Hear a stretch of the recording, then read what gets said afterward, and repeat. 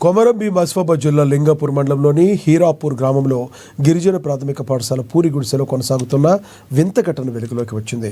తమంతా కూలీ పని చేస్తామని, ఉదయమే లేచి పంట పొలాలకు వెళతామని, తమ పిల్లలకు మధ్యాహ్న భోజన పథకం లేకపోవడంతో చాలా ఇబ్బందులు ఎదుర్కొంటున్నామని తెలిపారు. తాము ఇంటికి వచ్చేసరికి సాయంత్రం అవుతుందని ఆవేదన వ్యక్తం చేశారు. సంబంధిత అధికారులు స్పందించి తమ పిల్లలకు మధ్యాహ్న భోజన సౌకర్యం కల్పించాలని, పాఠశాలకు పక్కా భవనం నిర్మించాలని కోరారు. ఇలాంటి ఘటన పునరావృతం కాకుండా అధికారులు చర్యలు తీసుకోవాలని జాతీయ మానవ హక్కుల జిల్లా కమిటీ చైర్మన్ రాథోడ్ రమేష్ కోరారు. నేటి బాలలే రేపటి పౌరులని, పసిపిల్లల్ని తెలిసి కూడా నిర్లక్ష్యం వహించడం శోచనీయమన్నారు. ఇలాంటి విషయమై సంబంధిత అధికారులు చర్యలు తీసుకుని సమస్యలను త్వరితగతిన పరిష్కరించాలని వారు తెలిపారు. అక్కడ మధ్యాహ్న భోజన పథకం కూడా ప్రారంభం కాలేదు.